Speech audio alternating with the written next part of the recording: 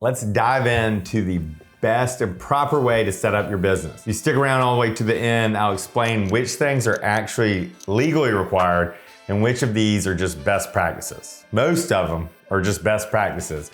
What we're trying to do is set your business up so that you are protected personally, that you are systematized so that you and your clients get along beautifully, and that you are protecting your business assets as well so that it is able to scale and grow to become bigger and bigger, and you can think really big with this business. All right, let's get started. Step number one is pick your business name.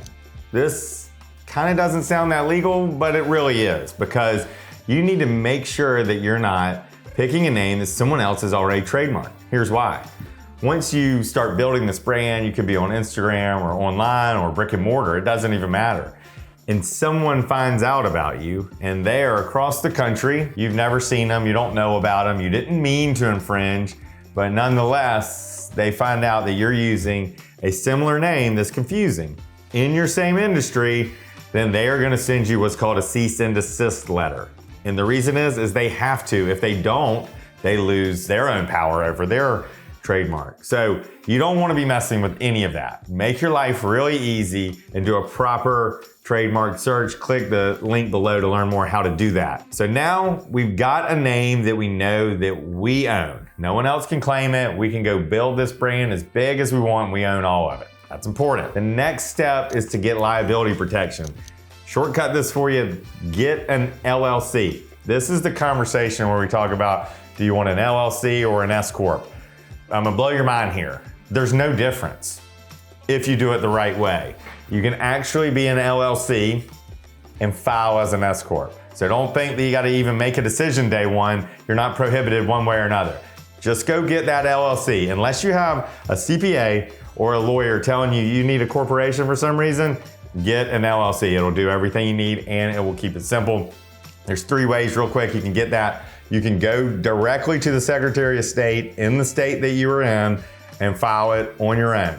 Second is you can use a reputable online service, something like Drafted Legal, link below. It gets filed within 7 days and you get all the formalities that you needed to come with it. Third, you can hire a lawyer. This is the best option if you've got a nice healthy budget to start your business the right way. Everything can be customized to you from the agreements to the filing itself. So pick our name, get our LLC, and then as part of the LLC, we get this awesome protection that separates the business from us personally. So if there's a debt, injury, any sort of lawsuit on the business, we want that to cut off and not go into my personal bank account or whatever assets you may own.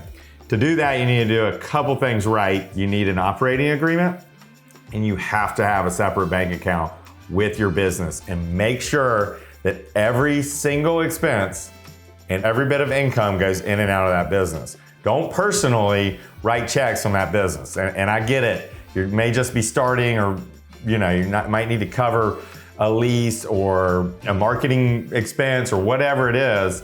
That's fine. But put the money in the business bank account. Don't write it to the recipient. Put it in the business bank account and then have the business write it. You want this thing to be really clear. If you write it out of your personal account, there's something called commingling, and plaintiffs' lawyers love to jump all over that and try to, pierce the corporate veil, basically get rid of the LLC and still sue you personally. And we don't want that. So put that money in the business bank account and then make payment. Okay, we're set up, we got a name, we got an LLC, we've got a good firm, entity protection, liability protection to make sure things don't leave that LLC. Now let's look at working with our clients and making sure that's a really positive experience. The way we do that is to get client agreements that are designed for your industry. So you want to make sure what you're doing is you're looking around the corners, pitfalls that commonly happen in your industry. So you want to address those ahead of time. That means you're an online coach and you have sessions that are scheduled. What happens if someone cancels 3 hours in advance?